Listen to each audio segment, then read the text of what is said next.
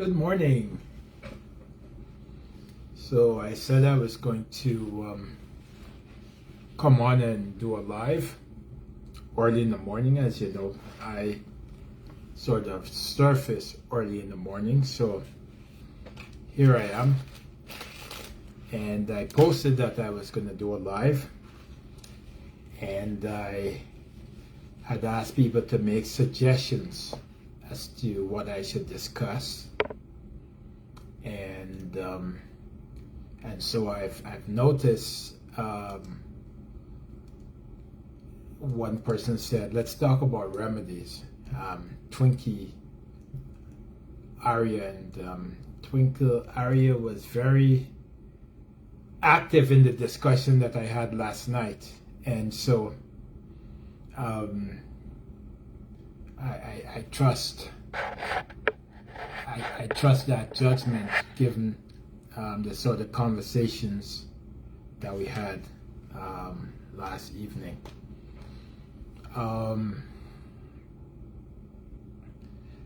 I was surprised that, well, I wasn't surprised. I think that we can talk about remedies. How do we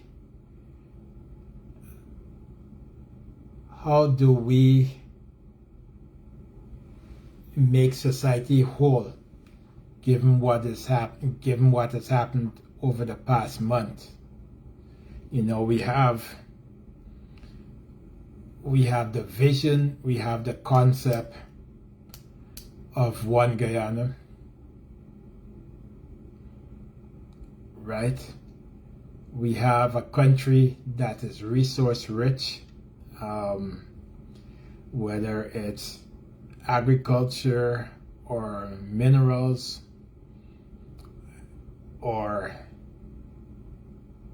sugar, and now we have oil, right? We have a rising infrastructure. We have infrastructural development everywhere. And on my way to the airport on Monday, I saw that they were actually putting substantive poles into the street on the way to the airport. So they're actually fixing the drainage and irrigation system, which is significant progress.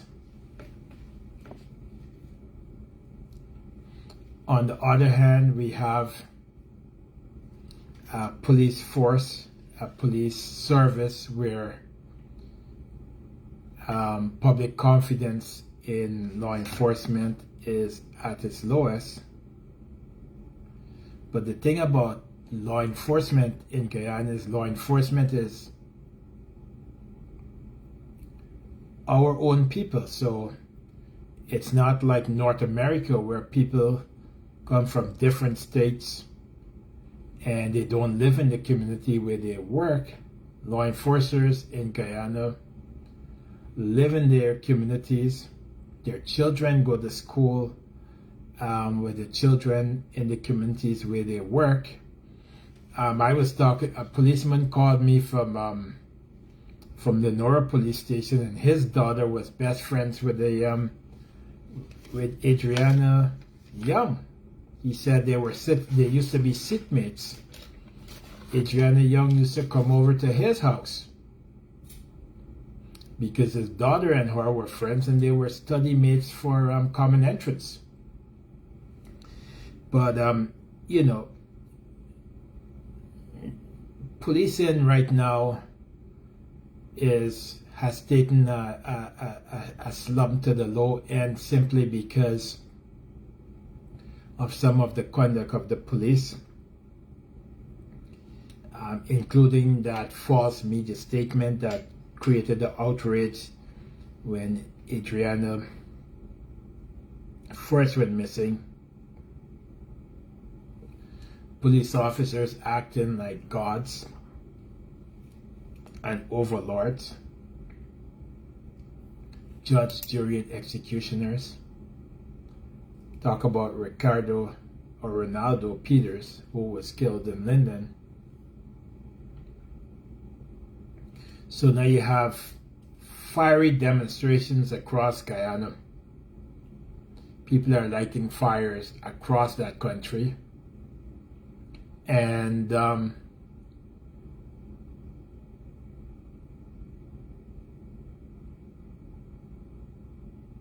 it's almost like the Arab Spring, except let's call this the Tuschen Uprising, because it seemed the genesis in all that's happening countrywide is started in Tuschen with the informed inaction when the child went missing. So let's call it the Tuschen Uprising.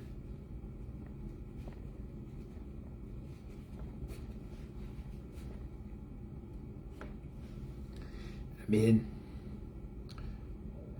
and let's look at the police, right? The Tactical Services Unit is the dumping ground for bad officers, bad policemen. And somebody showed a picture of the one that was driving in the car that was found with bales and bales of marijuana. He was on the line shooting at protesters, or at least with a firearm. I don't know whether he fired any shots, but the police were certainly, when you look at this stuff from a constitutional and a human rights perspective, you look at the miserable feelings of the police. You had the Balwant Singh Hospital and the Georgetown Hospital. Balwant Singh Hospital is around East Street. Georgetown Hospital is roughly around Lamaha Street. I don't have the direct address of it, but you'd think that you would have put a perimeter around those areas. I mean, it would have caused traffic congestion, but you would have been able to keep people who weren't supposed to be there away. You have all these people that showed up, overpowered the police resources, and got into the hospital compound.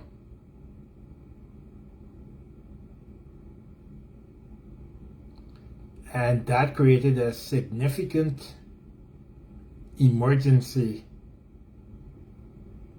for the staff of the hospital, for the police themselves. It created certainly a panic situation for the family of persons who were patients at the hospital, including the deceased Adriana's parents and Darren Wade as well, and the doctors who came in from the United States to conduct the autopsy. And so imagine Dr.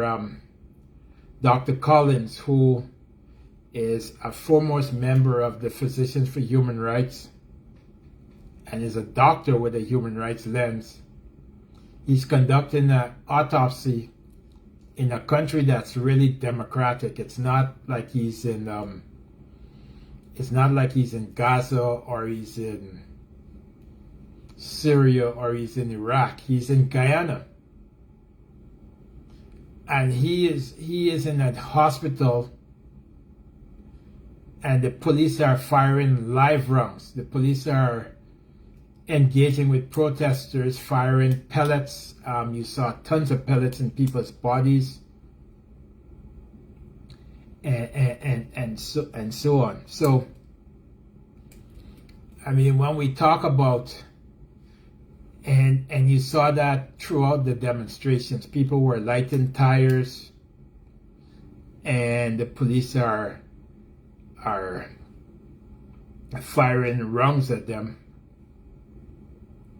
And it's not as Paul Slow said, it's not the authorized rounds for crowd control or riot or disturbances. So you have serious problems there with the people that are all injured. You know, whether it's from Linden, from Berbice, from Georgetown, everywhere. And then you had the situation last night where a whole bunch of people went into a Chinese store looting, and you saw that somebody that was with the police hitting the people with a cutlass, and then you saw one of the police officers, even though it's recorded, telling the guy to push his hands in his ass.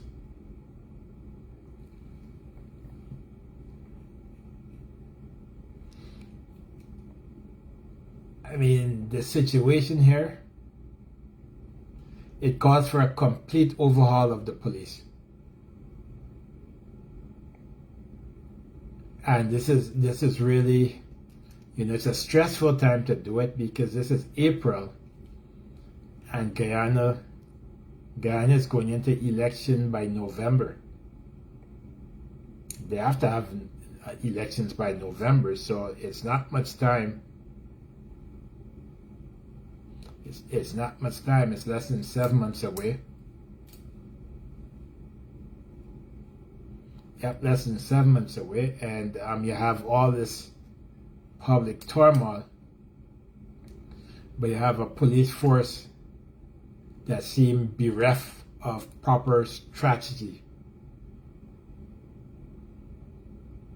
Because you have to ask yourself, what strategy went into the planning and coordination for the unlikely disturbances and crowds that you had at the hospital yesterday? What strategy went into putting the doctors, the family, the lawyer, and other key personnel in a building where they were trapped by protests and police gunfire for close to 1 hour? So, in terms of remedies for the police, you need a complete overhaul. You need a complete overhaul of the system and the institution. The fact that the army has to be called out, the fact that the army is called out all over Guyana to maintain law and order, is a system failure. The army is not a civilian law enforcement agency, and the army is not trained to deal with civil unrest. And the fact that the police cannot maintain law and order, cannot maintain the peace, and by their own actions sometimes they've caused some of the problems that we have in our hands right now, tells us that, you know, you're gonna need that, because I mean you have to ask yourself who is making the decisions, and the decisions that are resulting in consequences that are exacerbated and raises some of the decisions of the police raises serious human rights concerns. The police firing indiscriminately at crowds, the police firing indiscriminately at people, those are significant human rights concerns that we must fearlessly speak out about. It's not right. It's not right at all.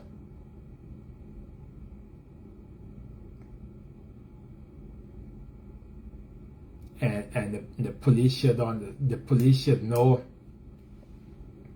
The police should know containment strategies. The police should know de-escalation strategies.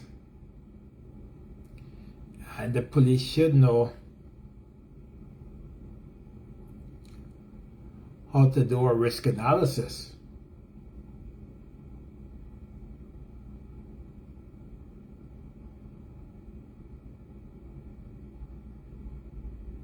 You know, I'm really troubled. I don't know how y'all feel. And any detention of citizens have to be in accordance with the law, the Constitution. You know, you can't illegally detain people. You know, you can't just grab them and dump them in a police vehicle and take them to wherever. That's almost equivalent to an abduction. So you can't abduct people. You can't illegally detain people. You can't put people in conditions akin to torture.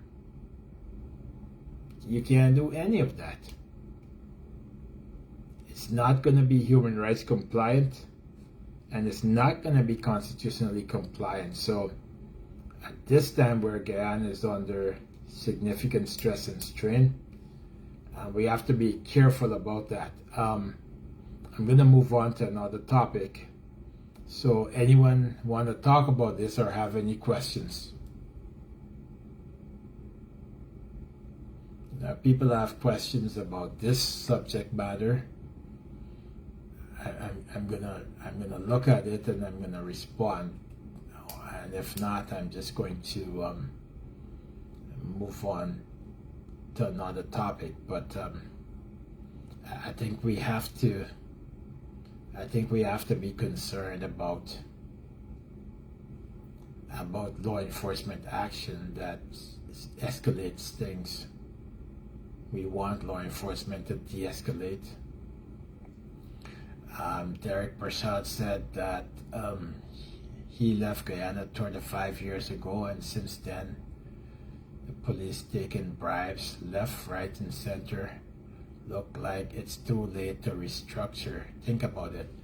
No, I don't think it's too late to restructure. I mean,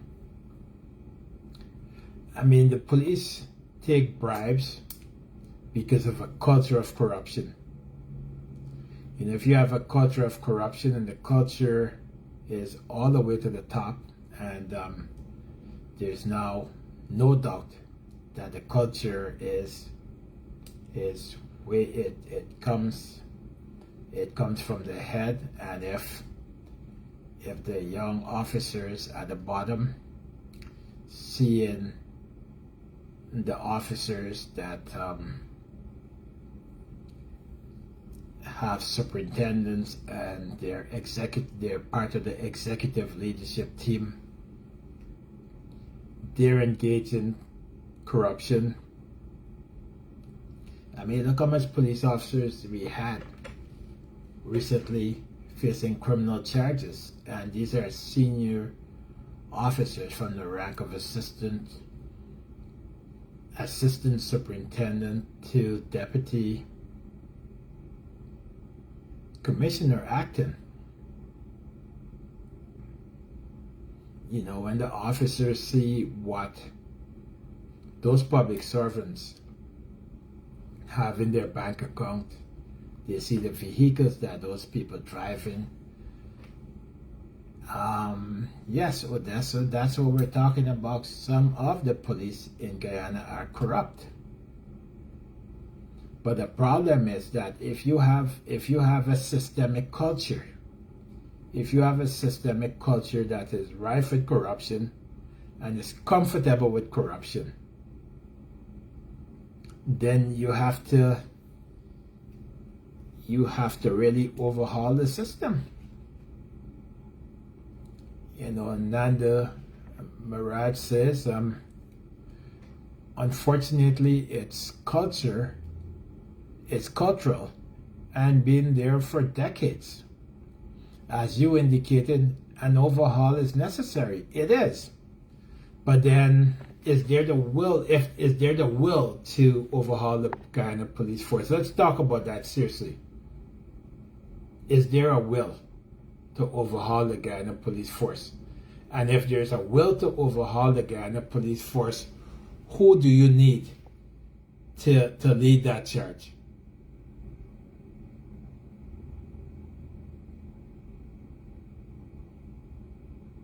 You know, do we work with the same people that are currently in the system, or do we bring in new people? Bring in people from somewhere else? And don't talk about Scotland Yard or the RCMP or the FBI. We don't need those people to come into Guyana. You need local subject matter experts. There's enough Guyanese who are qualified, whether it's in Guyana or the diaspora.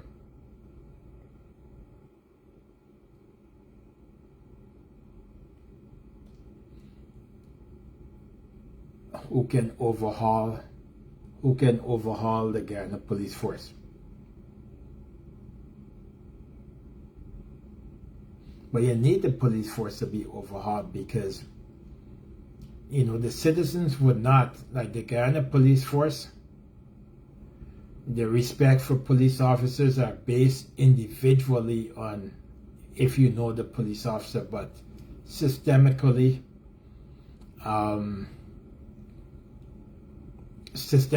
respect for law enforcement, particularly the police, is low. People don't have respect for the police, and the police do not, in most cases, treat citizens with respect. Good night, Benel. And Nanda says you have to recruit intelligent police officers, and if training is required, then it should start from there. I agree. But yet you do have intelligent police officers. Guyana Police Force is overwhelmed with intelligent police officers. I mean, they probably have about 15 officers from the rank of assistant superintendent to deputy commissioner who are legally trained, who went to University of Guyana and were trained in law. And some of them went to Hugh Wooden Law School and are called to the Guyana Bar, including the crime chief and all the people working with him. So, I mean, it's not that you don't have a core of intelligent officers. You have a core of intelligent officers. But it's how you're selecting officers for promotion, or you're selecting officers for professional development, who you're posting in divisions, what experience they have to manage those divisions, what training, what command training and mentoring they receive, so that when they go out, they know how to properly function. Mandel, for example, he was a guard. He spent most of his career at President Guard.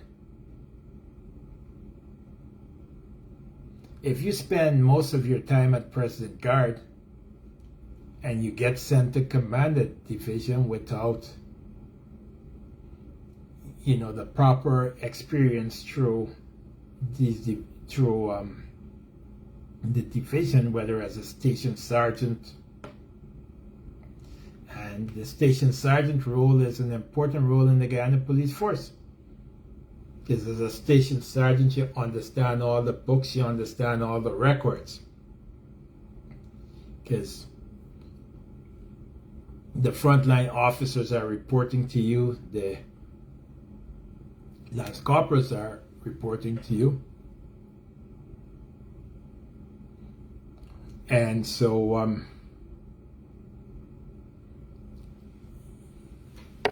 you know, you learn how to manage, and you come up the line, and so that when you're given command of a station, you have not only the expertise in terms of books, records, the personnel, you know all the personnel that are working under you, you know their strengths and their weaknesses, but you also have that relationship with the public. Why do they take bribes? I think we discussed that already. I mean, if you have a culture of corruption, and corruption is from the top down,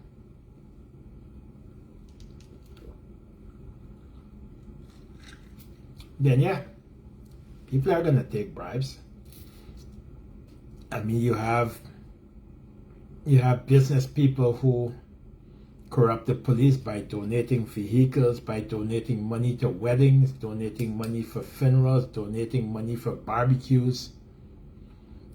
You know, he who pays the piper calls the tune. I mean, that much is true. I mean, does anyone have any doubt about that? He who pays the piper calls the tune.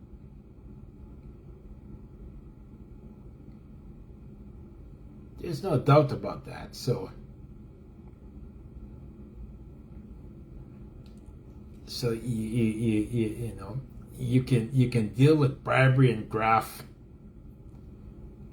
through soft methods, through trying to retrain people, try to change their thinking, try to pay them more. You have to make their salaries commensurate with the standard of living. You pay them enough that the rewards for compliance outweigh the risk. And so, you know, they would think twice. Does Guyana have undercover police?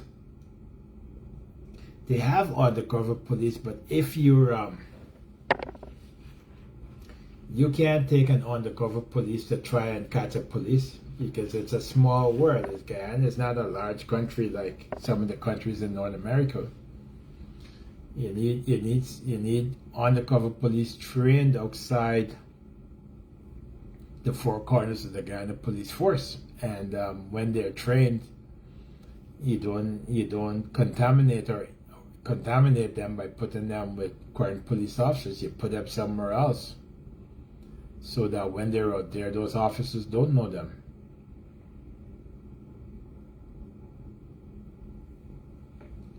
Derek says, honestly, what's going on right now with the rioting is as a result of people don't have trust in the police. And it's true. I mean, you need a whole rethink of the justice system. You know, you don't only look at the police. You know, the police is one aspect of the justice system. You have the prison service that incarcerates them. You know, what are their conditions of detention? You know, if you're locked up and you're locked up for petty crimes, and you're under harsh conditions of detention, where your medical needs are not met, your dietary needs are not met, the rehabilitative aspect of detention isn't there. You know, if that creates serious problems, and then you have problems with, you know, if people are innocent, you know, everybody is innocent until found guilty. So at the point where you're in pretrial detention and you haven't been tried by a judge, a magistrate, and/or a jury, then you're innocent. You're under pretrial detention. That's where your innocence is still there. And you know, you have the issue with who is detained. You know, a lot of rich people are granted bail. But who grants bail? It's not the police grant station bail, but the judges and the magistrate, they grant bail as well. You know, if you're locking up young people for petty crimes, and these young people, they don't have the sort of sureties and the sort of money to pay these cash bills that you know the court is calling for, then you know they come in there and they fall within the criminal subculture. They're forced to fall in with the criminal subculture to survive in jail, and they come out angry, they come out with nothing, and they end up getting into the criminal lifestyle. You know, so that is really significant and important. And good night, Twinkle Aria. Last night you were very engaged. The last live that I did, I appreciated last night. It was very engaging, and we had over 45,000 persons that watched that live within the last 24 hours. So it certainly was useful and beneficial to people. And I mean, okay, we spoke about some of the problems with law enforcement and with the justice system. I mean, the justice system has to be just. But then when you talk about the justice system being just, you also have to look at conditions of employment for the police officers. You have to pay them well. You know, you bring in police officers from all over the 83,000 square miles that Guyana has, and you're putting them up in Eve Leary, and you're putting them up in barracks that are atrocious. So we have a lot of money now, so we need to tear down those old wooden barracks that people are falling through. Some of the wood are rotten and people are falling through them. And you need to build barracks or accommodations that are humane. And you can't build dormitory style accommodations for adult men. You could certainly sectionize that, put sections so that you know you can have 2 persons sharing a room or 3 persons sharing a room, and that gives people more privacy as opposed to the barrack-like surroundings that they have right now. You have to make sure that their benefits are commensurate with their qualifications. The Guyana Police Force have doctors now. They have highly qualified PhDs. You have people in the Guyana Police Force now with 2 master's degrees, doctorate degrees.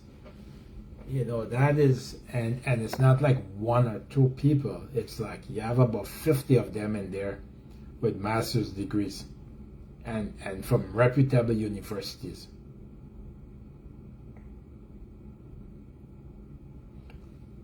Meritocracy is a big thing. You have to make sure that officers who are brilliant are motivated, and you could only do that. Yes, you have quite a few of them with law degrees, LLBs as well. Yes, I know quite a few of them. Some of them are my friends. But you have to motivate them. You have to put them in positions where their skills are best utilized. You shouldn't have an officer with an LLB guarding a minister's house, or an officer with a diploma or a master's in public management or public procurement working at a horse guard. You know, it's better you put those officers, like the public procurement officers, could be working in the finance department or the quartermaster stores.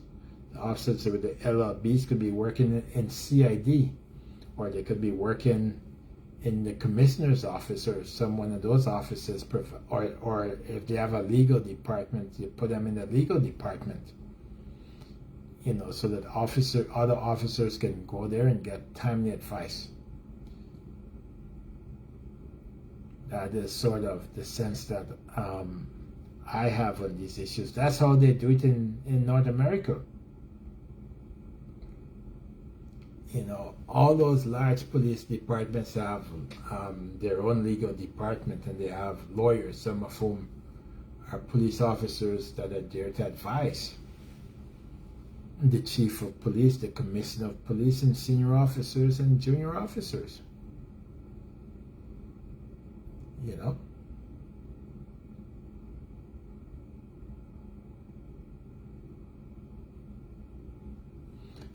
But anyway, I'm going to end this live now, unless people have any last other questions. I'm going to end this live because I'm going to spend about 2 or 3 hours doing some lawyer work. I'm going to do some work now because I have a big case coming up in mid-May, and so I have to prepare for it. So not because I'm in Trinidad means I get a night off. As you notice, I'm dressed up. Y'all like my pink sweater? I wore this pink sweater tonight because of the females. There were 3 females that were killed within the last week in Guyana. Adriana, and then the father that killed 4 of them. The father that killed almost his entire family, and then he committed suicide. That was really sad. We have to find ways to get help to people who are in crisis. Because if you don't get them help, then they feel that they need to take their family out and themselves, and that's just not, femicide is just not cool. IPV, which is interpersonal violence or domestic violence, that is not good. It's not good, and so we have to find ways to get help to men who requires help because they're struggling, and we have to sort of change that culture too. So we've spoken about changing the police culture, and now we're talking about domestic violence, and then we're talking about, even in terms of changing the police culture, how the police respond to domestic violence. If people are experiencing domestic violence and somebody makes a report to the police, you should separate the person who is the perpetrator from the family. You just don't go there and try to say, well, y'all hug and make up and we'll check in with you in 2 weeks. You don't do that. You have to assess the gravity of the situation and make certain determinations. But there you go. We spoke mostly about police corruption. We spoke about overhauling the police. The President of Guyana, His Excellency Dr. Mohammed Arfan Ali, he held a press conference, not tonight, but the night before, and he spoke about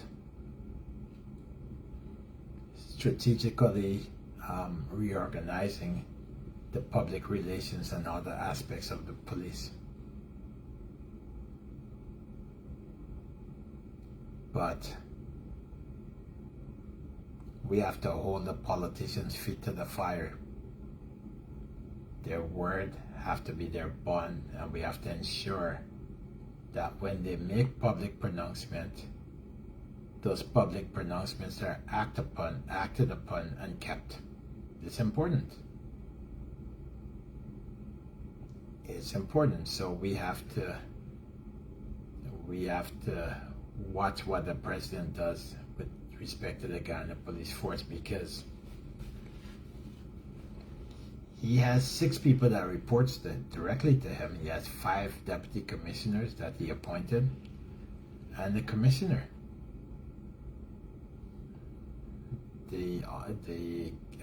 From assistant commissioners to inspectors, they go through the Police Service Commission, and from sergeants to constables, they report to the commissioner, and he can fire them through processes in the Police Act.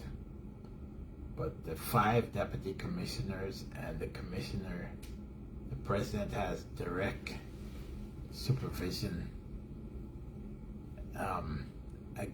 with respect to those officers. He's a very disciplined man. He's a hard worker. I know him. He's probably up working right now. President, call me if you're up working. And so he's got to, like he was at the police conference this year. He gave a very nice speech. He was at the police conference last year, and he gave a very nice speech. And sometimes when you give those speeches, they're strategic objectives for the year. And so there should be a way to sort of measure those objectives the following year to see whether they've been met. But I think I'm boring you all now. I think I've lost some of you. But I hope you have a good night, and I hope I didn't see a lot of questions. Maybe we should do another live with a different topic. But there's lots of work need to be done to reform the police, to make them human rights compliant and everything, because this is going to be a bad year.